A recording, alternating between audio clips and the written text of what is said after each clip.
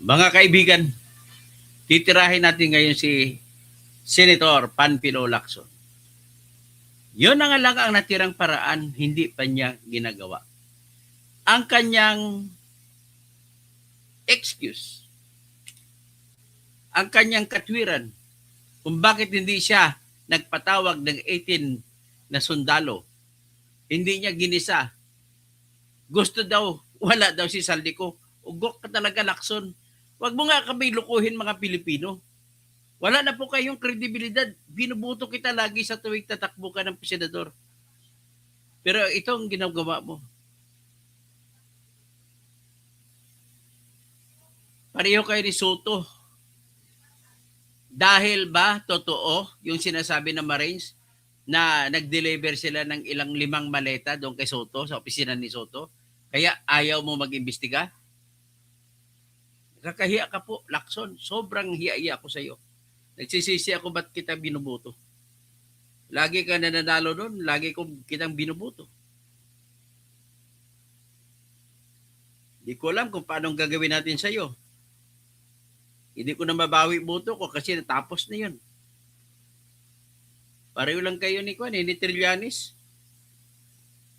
Pinaka-sinungaling ngayon na politiko ngayon yung mga galing sa PMA. Anong ibig sabihin ng PMA? Perjury, Military Academy. Ano ibig sabihin PMA? Siniswilduhan kayo namin kahit kadete pa kayo. Mga punyeta kayo. So bago naman yan ang lahat, nais ko muna patugtugin yung aking kandidato. Alam mo, bago ko patugtugin ito, may pangarap ako sa buhay. Kung ako lang masusunod, ang gusto ko mangyari, tatakbong presidente si Sara at vice presidente si Leni Robredo. Hindi ko sinasabi, hindi ako nagmamayabang na mananalo, sigurado yung dalawang yan. Pero malaking bagay yan. Kasi ang aura naman ni Leni Robredo ay malinis na tao. Walang ninakaw. Ang ayaw ko lang sa kanya, hindi siya agresibo. Si Sara naman, ang gusto ko siya agresibo at saka may karanasan na at alam niya na gagawin yung gusto kong ibalik na tapang at malasakit. Kaya hanggang pangarap ko na lang yan. Sana mag-usap yung dalawa. So anyway, bago ang lahat, nais ko muna patugtugin itong aking kantang Binuo para kay Sara. Kasi sigurado ako po, kahit anong impeachment gagawin lang, hindi po tatalab ang impeachment kay Sara. Ganun lamang po kasimple lang yan. Sara, Sara, wala nang iba. Sara, Sara lang pag-asa. Sara, Sara, siya lang makapakulong. Mga kontraktor ubusin niya. Si BBM Sandro ikulong niya. Si Tamba Zaldi ikulong niya. Tapang at malasakit ibalik para bayan ay manahimik. Durugin ang sindikato sa korte, sa DPUA, sa DS Void, sa PhilHealth. Salamat. At naman, patugtugin naman natin ngayon yung aking musika na ginawa naman ni Gab Adalia para sa akin sa programa ko. Gab Adalia, maraming salamat po.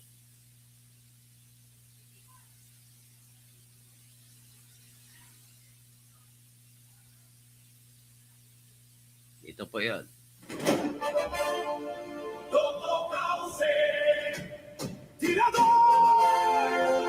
Kaibigan ng lahat, tagapagtanggol ng mga naaabe. Kakampi ng mamamayan, laban sa mga tiwaling tao sa lipunan. Totomirador, walang Sarap pa, maliod to palpak pa. mabuting kaibigan, mahirap na kaaway. Walang takot, isigaw ang katotohanan. Buhay niya inandaya para sa inang bayan.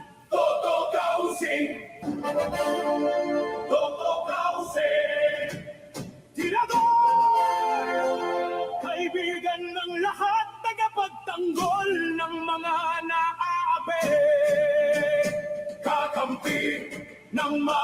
Okay. I-hap na lang natin. At saka ito naman ang isang kantang ginawa ni Brian Rodriguez para sa akin. Pakinggan naman natin. Ginawa po ito nilang dalawa sa pagmamahal nila sa akin. Ito po.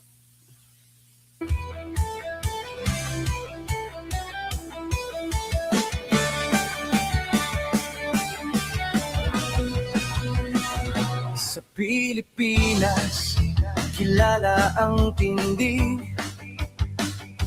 Hindi kayang bayaran ni numan ang kanyang prinsipyo. Kapag may inapi, siyang nariyan.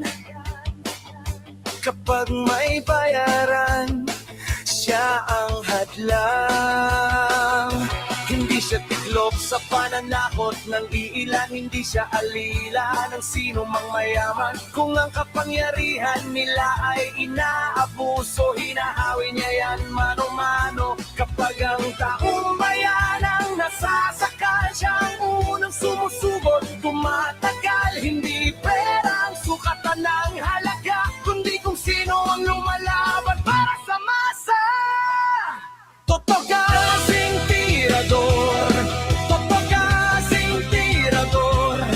Kakapin ang naaapi, kalaban ng sakim na mandarambong. Totoo kasing tirador, totoo kasing tirador. Hindi kayang bilhin ang puso niyang matibay. Okay, tama na mo na yan, no? Kasi mahaba eh. So ngayon, pag-usapan na natin po ngayon yung ating topic. Ang topic po natin sa ngayon ay dati hindi sinungaling si Lacson.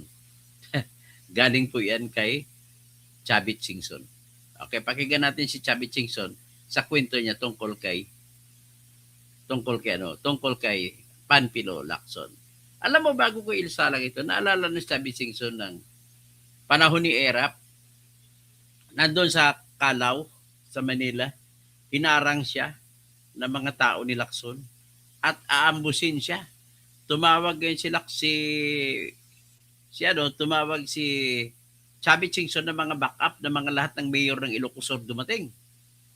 At ang kanyang sinasakyan ay bulletproof. So hindi siya nagbubukas ng bintana.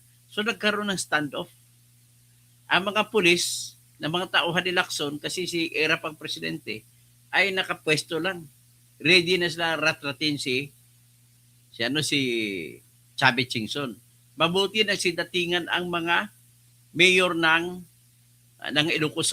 So, hinarangan nila lahat ng pulis. So, yan ang mga experience na nakita ko kay Chavit Singson na kalaban niya si Lacson. So, ngayon, nagsasalita ulit si Chavit Singson laban kay Panfilo Pinky Lacson. Di ata nagkamali si Miriam Santiago sa pagtawag sa kanya na Pinky. Di ba? So, ngayon, dali.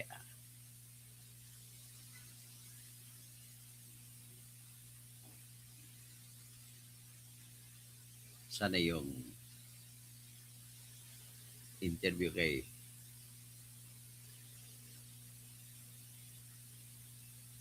ayan. Ito na. Ito na. Ito na. Ito na. Ha, ha! Baliktad eh. Dapat like si Speaker Kasi it's also an agency of government. the mayors. Because I'm still the emeritus president of the Mayors League. Okay. Nung sinamahan ko siya ng kampanya. Tinanong ko lahat, walang project. Manong Chavit, ito nabasa ko lang na report ko, na si Yusek Cabral. Pinasaldi ko to do the dirty job. Yes. And then, tao ron, tuturo ko sa kanila lahat. Paunlak nyo na maging guest po sa Spokes. Hindi nyo daw kasi kami favorite eh. Namimili kayo ng host eh. Papasalamat din ako pag-ibita nyo sa akin.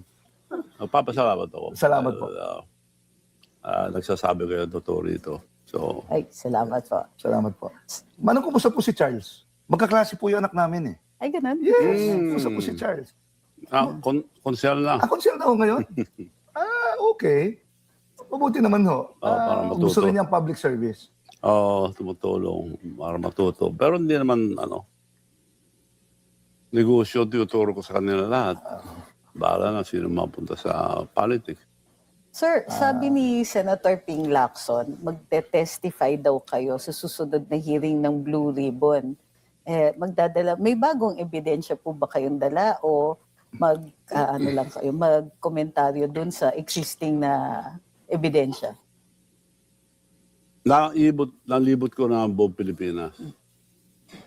Yung sinasabi ni Presidente na flood control, 5,000, I built 5,500 flood control. Wala. Wala kayong makita. Kahit isa wala. So, sumulat ako, gusto ko tumestigo ako. Oo, sabi niya, April 14. But April 7, punta ka, submit mo yung affidavit mo. Nagpunta ako doon, umaga nandun ako.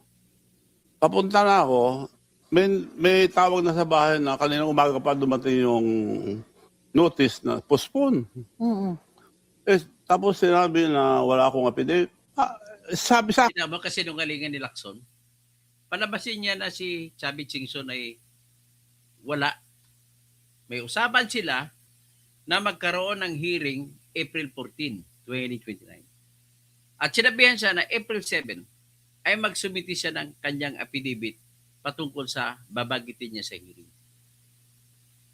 Pumunta si Chubby Chingson sa opisina niya sa Senado para magbigay ng affidavit noong April 7. Nasa kalsada pa lang siya, parating na siya sa Senado para ibigay ang kanyang affidavit tungkol sa kanyang sasabihin sa hearing na nakatalaga sana noong April 14 ay tumawag ang staff ni Manong Chavit. Sabi ng staff ni Manong Chavit, Sir, wag na po kayong tumuloy. Bakit? Kasi nag-email na po yung opisina ni Lacson, ni Senator Lacson, na hindi na matutuloy.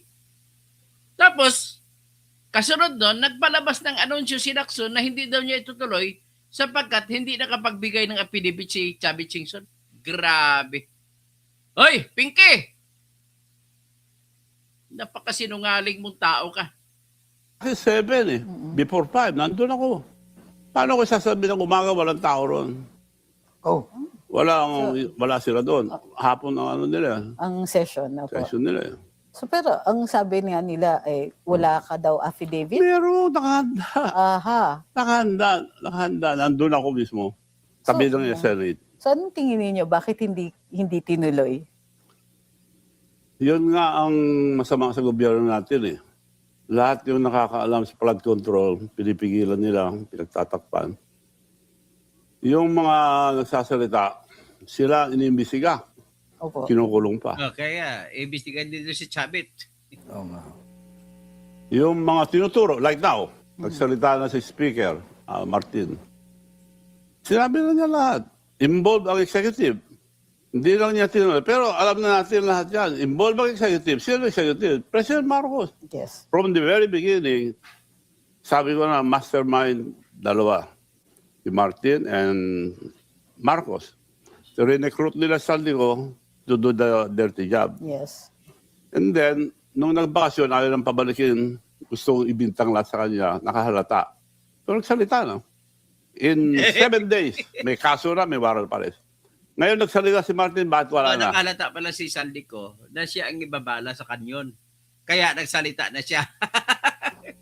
Kasi sinasabi nila, kasuhan nila si Speaker Martin Romualdez. Wala naman nangyari yan. Nung nagsalita, nagsabi ng totoo, na wala na. Question lang ko, Manong Chavit. Si Saldico kasi nag-release ng mga videos di ba? With Sunod-sunod, allegations. Ano sa tingin nyo yung mga sinabi po ni Congressman ko at yun na ba lahat yung kailangan niyang sabihin? O may Oo. tinatago pa siya? Hindi, meron. Siya pinagawa eh. Okay. Oo nga. Paano niya magagawa yan kung siya lang? Ang Committee on Appropriation is the most important in Congress. Sino mag-appoint? Buboto. Si Speaker. Saan ang blessing? Marcos. Siya presidente. So magkakasama yan. Nung binintakan sa 2024 SONA, I built 5,500 flood control. Wala. Dumating yung 25, 5,500 Agosto. nagkabaha lahat. Kasi binintang sa climate change at sa mga tao kasi di ba magtapon ng basura, kaya yun ang nagbara. Binintang ng Sa lahat tao. ng 5,500. Pero totoo, walang project. So, ghost Nagtanong lahat ako sa yun? lahat ng mayors. Because I'm still the... Sige, Manong, ang lahat na gusto mo sabihin sa Blue Ribbon, isabihin mo na dito ngayon sa The Spokes. Emeritus President of the Mayors League. Okay. Nung sinamahan ko sila ng kampanya. Tinanong ko lahat, walang project. Manong Chavit, ito nabasa ko lang na report to, na si Yusek Cabral, who passed away, pinapa-geotag niya yung mga allegedly or Projects, supposedly flood control projects, and it's more than 5,000. Okay, ha? Para maintindihan nyo kung anong ibig sabihin ni dating congressman ano pa si taga Pangasinan. Mamaya, maalala ko. Na pinapa-geotag ni Cabral ang lahat ng mga project. Ang ibig sabihin ng geotag ay paano gagawin mo? Simple lang po. Bibigyan ko kayo ng diskarte. Meron kayong cellphone na iPhone na. Ang iPhone po, lahat po ay may kargayan na may app na compass. So ngayon, subukan nyo sa bahay ninyo. Tingnan nyo ang lupa ninyo sa nakikinig sa akin. 4 na kanto halimbawa, sa harap, linya. Tapos kanto, papunta sa likod, linya. Tapos sa dulo, may kanto-kanto, 4 na kanto. Ang gagawin nyo po, yung cellphone nyo, dala-dala nyo, buksan yung app, at lumakad kayo, pupunta kayo sa kada kanto ng lupa nyo. Unang kanto, corner number 1. Lagay mo, may makita ka, latitude, longitude. Yun po ang geotag. At yun pong eksaktong lokasyon o na spot ng address ng corner 1 ng iyong bahay. Pagkatapos, screenshot mo. Tapos punta ka naman sa corner 2. Kung ano ang nakalagay lang latitude, longitude, screenshot mo naman uli. Papunta mo sa corner 3. Ganun din ulit gagawin mo at saka screenshot. Pupunta ka sa corner 4, yung last corner, screenshot mo ulit. Ganun po ang geotag. Ilista mo, yan pong tagging. Yan pong eksaktong address, eksaktong location ng anumang mga proyekto. So, ang gagawin sa proyekto, pupunta ka, kung may kita kang proyekto, dala-dala mo ang cellphone mo na iPhone, o di kayo, may Android kayo, ida-download nyo ng Compass. Tapos titingnan mo, punta ka, hanapin mo ngayon yung geotag na nakalagay sa the President's website ng project ko, no. Tingnan mo, i-counter check nyo kung yung nakalagay na geotag doon at geotag mo sa cellphone mo kung parehas o hindi. At kung nakatayo ka na doon sa kaparehas na geotag, tingnan mo kung may proyekto o wala. Ganun lang po kasimple magdetermina kung may ghost project o wala. Okay? Diretso, Nani Braganza, si Congressman Braganza. Kasi it's also an agency of government na tinap nila eh. Kasi they would want to match the flood control projects with, the climate change factor. That's why I don't believe na pakabatay yun eh. Dahil takot sa height. May tumatawag sa kanya na pupunta ron. Sabi ni Chavit, hindi nagpakamatay si Cabral. So bubalik. May nagtulak sa kanya ron. Oh. That's new. Takot siya. Bakit siya pupunta ron? Of all places. So I don't believe na nagpakamatay yun. So, ano sa tingin niyo po ang mga Pwede mangyari kasi chosen ng lugar eh. So alam na nang magtutulak sa kanya kung saan siyang lugar. nangyayari dito sa investigasyon sa flood control? Simple lang. Kasi, lalo po sa Senado, because Congress is not investigating it. Wala. Kung Wala hindi po pang tatahimik. sakpan sa Senado, tapos na. Pero nasa kamay ngayon ni Senator Lacson, Ping Lacson. Pagkakilala ko sa kanya, hindi naman nagsisinungaling yung araw. Ewan ko ngayon, bakit pinagtatakpan. Kung araw hindi nagsisinungaling. Lacson. Ha? Hindi ka pala nagsisinungaling no araw, mali pala ang title ko. So, sayang, mali ang title ko. Dapat ang title nito ay, palitan ko ha. Dati hindi nagsisinungaling si Lacson. Dali lang. Palitan ko ang title ko. Nagkamali ako ng gamit ng title. Dapat ganun ang title ko. Okay? Pasensya lang, naging Sara Duterte ang title ko eh. Dapat hindi ganun.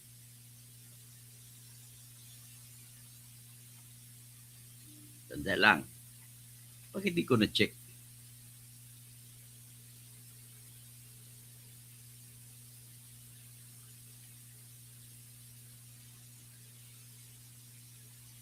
Tutukaw sing tirador. Skip content. Skip content. Ano ba? May skip content. Skip content. So, skip content.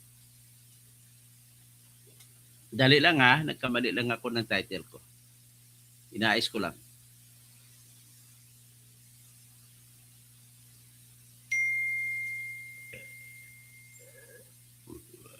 Okay? Ang title kasi dati hindi marunong magsinungaling si Lacson.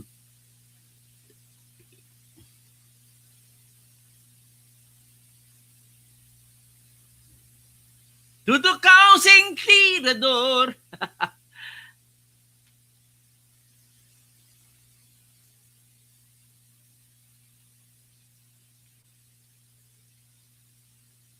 Okay, dalawa na lang. Madabilis lang to.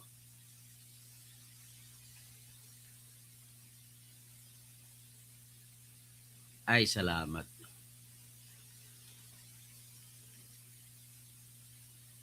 Ito, na-change ko na po ang title. So, ito po yung title na tama. Okay.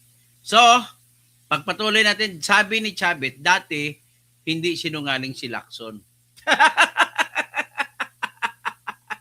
Makinig tayo kay Manong Chavit. Kung mag-privilege speech siya, sabi niya mag-privilege speech ito, pagtatakpan niya si Bongbong Marcos, lalong, wala naman naniniwala sa kanya, lalong mapapasama siya. Kung sabihin niya ang totoo, which I don't think na hindi niya alam ang nangyayari. Kung magsabi lang ang totoo, tapos na. Nagsabi po kasi si Senator Lacson na pag dumating si Congressman ko sa Pilipinas, Bah! paghaharap-harapin niya sila sa Senado, Mangyari ba yan? Kabubuhan nilalaro tayo ni Lacson. Akala niya maniniwala Pilipino sa kanya? kasama yung 18 Marines. Bakit ba't pa yun ay nandito na yung mga testigo? Yung mga Marines nandito Mga na po. Marines ang dapat Alam mo, Lacson, let me be honest to you sa inyong dalawa ni Tito Soto. Because of what you did. Inagaw nyo ang chairmanship sa Blue Ribbon Committee mula kay Marcoleta para lang pala tatabunan mo si BBM. So, ito na, pruwiba, tinatabunan mo lang si BBM. Ako, ang ano ko doon, they are the modern heroes. Matapang silang lumabas. Marami pang lalabas. Tinatakot nila, ayaw imbestigan. Isa-isa pang inimbestigan ngayon. Karakter Yes, nila, hindi rin maganda. Hindi, baliktad eh. Dapat, Tama. like si Speaker Martin,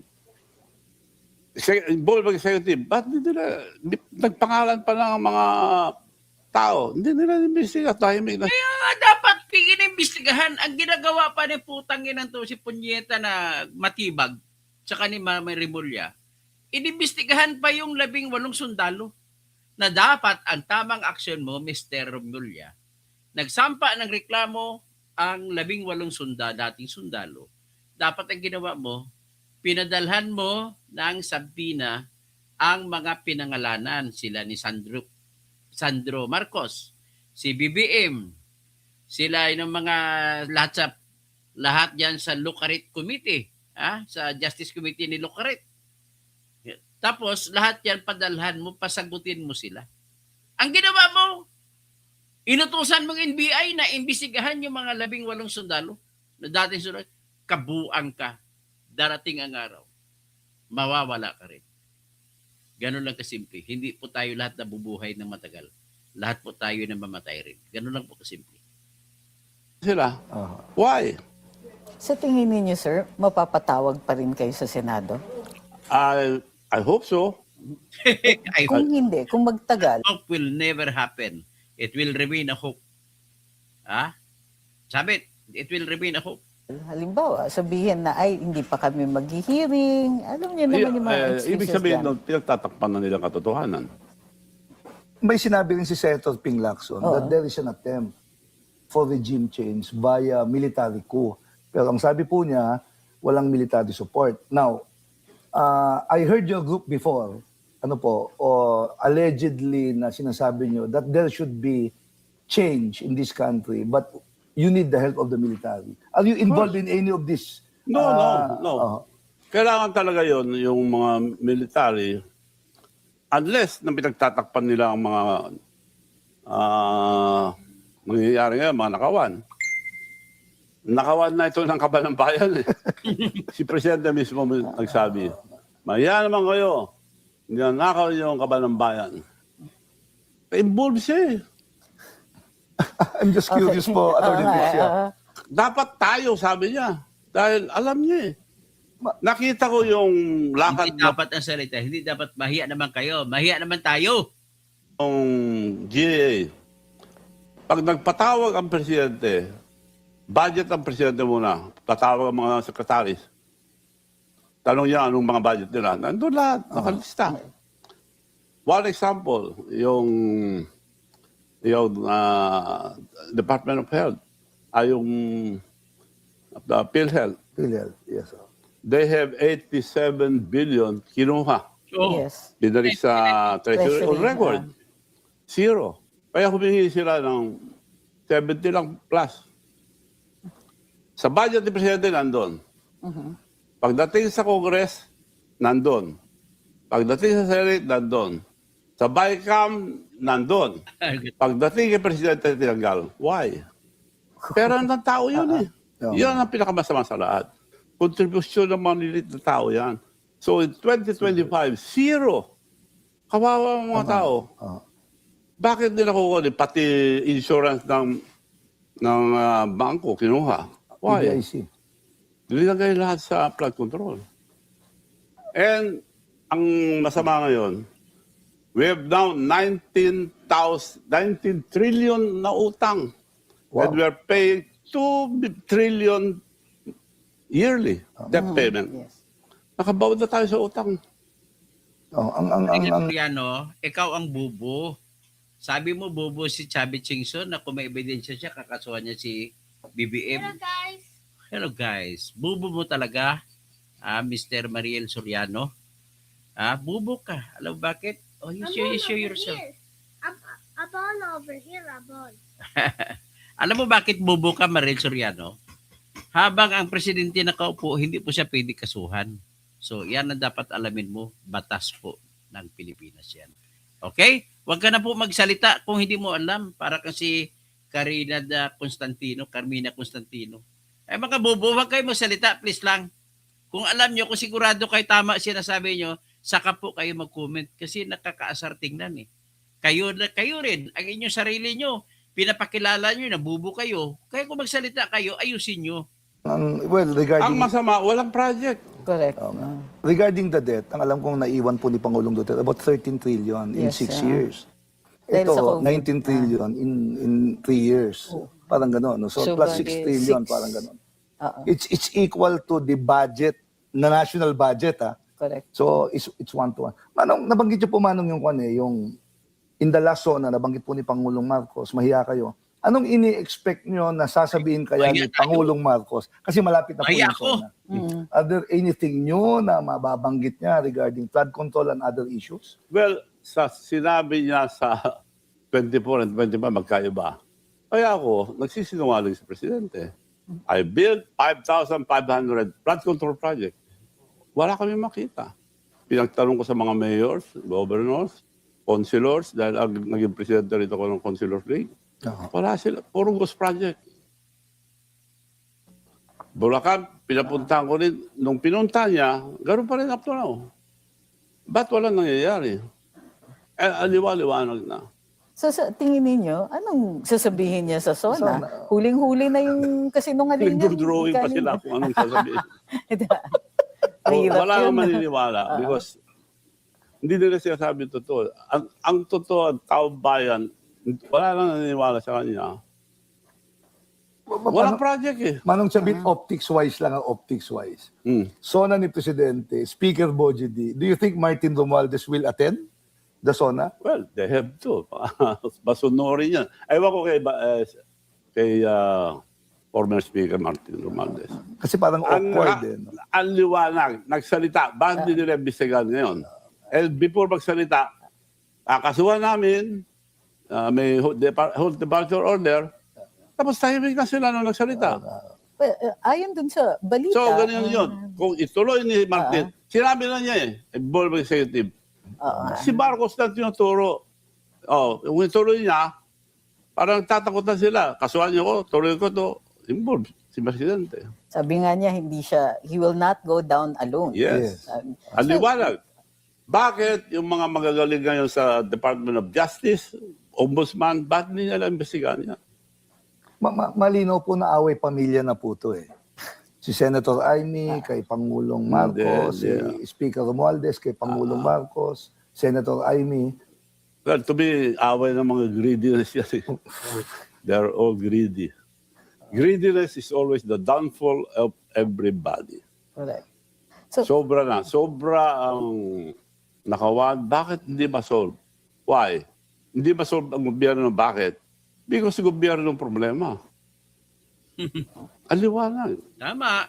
Sir, Alam ko, abogado kayo, Trixie, pero di maliwanag naman, sir. Wala naman. Hindi. Siyempre, kailangan ko marinig sa ibang Oo tao. nga, Wala oo nga nga. ako magsabi. oo nga, pero alam mga abogado, alam nila. Pero sir, nagkita tayo sa Rage Coalition. O magsama pala kayo. Yo. Ba't di kayo Masarap nag-iimbita? ako. Ha? Ay. Masarap kalimutan pagkain ko dun na. eh. Hindi. Kung Baka hindi nandun si- ka, naningil ako sa'yo. Baka hindi si Gob Chavit ang nag-sponsor ng pagkain. Kaya, di ba? Hindi namin napansin yung food. Kasi ang daming celebrity. Si Manong Chavit na to. So sir, nasa Rage kayo, guest po kayo. Coalition po ito ng mga sumusuporta kay VP Inday, kung di ako nagkakamali. No? Kunwari. Tatak Okay, po ba okay. kayo? Pag magsuna ulit si Ika, Nahilen Bagyo, magsuna ulit si BBM, nahiya na ako sa buong mundo. Tatakbo ba kayo? Tatakbo po ba kayong Kayo na, senador? senador. Kung sakasakali, but I'm not sure. Pero in-endorse akong vice, no ako. I'm not sure kung tatakbo ako. If ever, tatakbo senador or local. I'm not yet sure. I'm not... tignan ko yung galaw Pero ng Pilipinas. ma-expect namin na na mas involved na kayo ngayon sa politika. Yes, dahil sa nangyayari. Kawawa ang taong bayan. Kasi nung huli po, tumakbo kayong senador, tapos nag-withdraw kayo. Because nagkasakit ako. Nagkasakit ho kayo. Okay. May mga viruses na bago noon. So, pwede, sabi yung doktor ko, pero wag sana kang tamaan ulit ng pneumonia. Wag na lang. Nakakaya naman, yung mga governors, mga ibang leaders, mayors, magkamay-kamay ka, punta ka lang, inaantay ka rito. Pero, paano ko hindi lalapit? Aristocrat na labas ko, wag na lang ako. Question lang po, you Totoo lang, pag tumakbo ito, ang dami, lahat ng gobernador sa buong Pilipinas ay nakikiayon kay Chavit Singson. So, yung mga kapwa niya Ilocano, kung ayaw man siya, pero well, iyan ang katotohanan po. Kasi po, mabait siya makipagkaibigan. Kahit yung mga naging kaaway niya dati, ay kaibigan niya pa rin. Kaya, yan lang po masasabi ko sa inyo. Kapag tumakbo ito, malaking boto makukuha nito sa buong Pilipinas. Kahit hindi bubuto sa kanya taga Ilocos Norte, mas malaki may kukuha niya boto to sa Mindanao. Pagkakampi niya si Sara, sigurado kung mananalo ito pagkasenador. Sa totoong kwento lang yan, ha? about Rage Coalition. Yeah. May confusing messages lang from what I saw on TV. Kasi unang-una, si Mayor Baste po ata yung Plan head. B. Si Mayor Baste yung head ng Rage Coalition. Tapos may mga nag-announce na ang plan B ng mga Duterte, si Baste. Kung hindi pwedeng tumakbo si Plan B Sara, ng Rage. plan B ng Ng Rage. Rage, the coalition. Hindi naman authorized si former Congressman Mike Defensor magsalita for the family. No, I was Pero just, for the medyo coalition, na-confuse lang ako sa messaging kasi. Oo. Kasi parang ina-anticipate na makukonvict si Mayor, si Hindi, Vice VP Sara. hindi. Therefore, si Baste ang...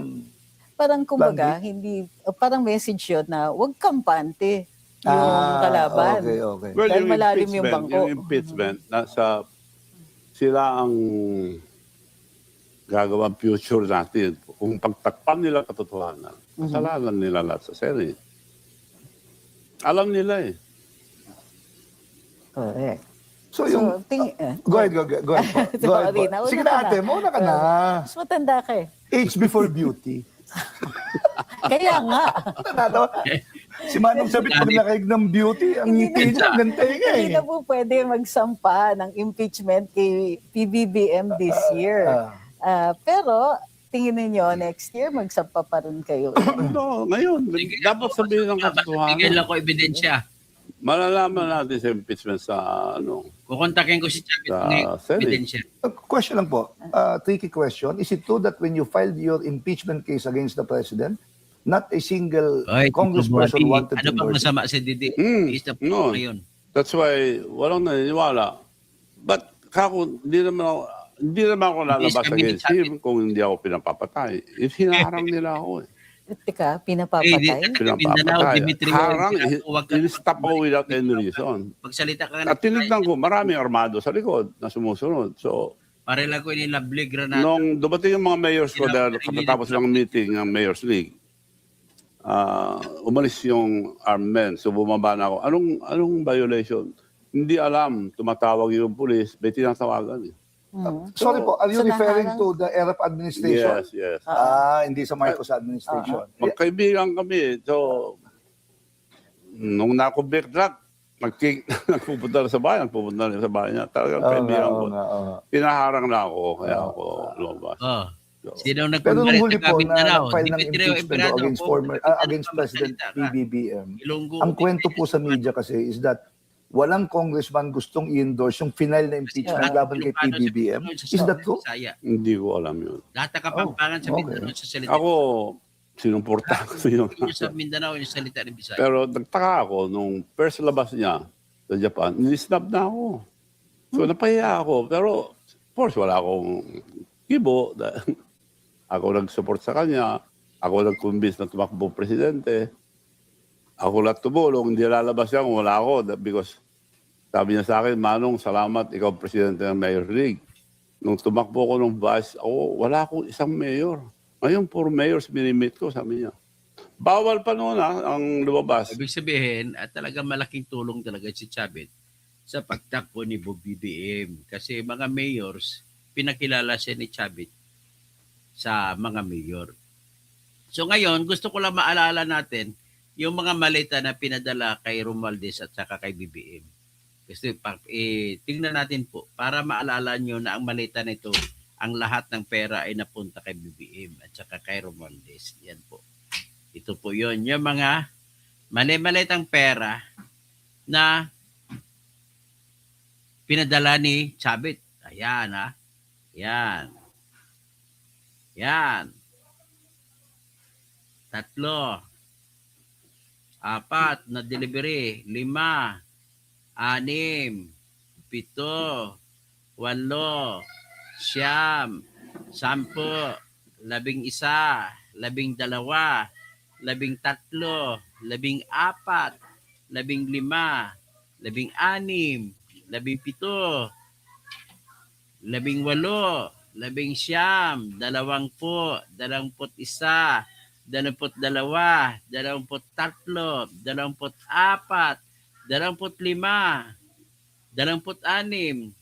13. 14. 28 na grupo ng malita pinadala. Ito pong listahan ng pagpadala. Nagsimula September 1, 2022 sa 450 million. Tapos may 1 billion November 11, 2022. Yan po. hanggat sa ito po mga listahan ng mga pagpapadala. At ang total na pinadala kay Jojo Cadiz ay 1 billion. 1 billion. Ang pinadala naman kay Romualdez ay 55 billion 418 million 874,054 centavos. Kaya ang grand total na kinuha ni BBM dito kay Saldi ay 56 billion 418 million 874,054 pesos. So, I'm just reminding you, ladies and gentlemen, hindi po ordinary, no one will believe in his right mind. Kung sino man tao na sa tama pag-iisip, ay hindi maniniwala na hindi totoo ang mga malitang pera. Okay? So, sa sunod ko na lang, ititakil yung detalyado na karandang. Walang tsaka isabit natin si Trillanes dyan. Okay? Paliwanag ko sa inyo kung anong decision dyan. Magandang hapon po sa inyo lahat. Paki-like na lang. At mamaya, after 10 minutes ulit, mag-vlog po ako ulit.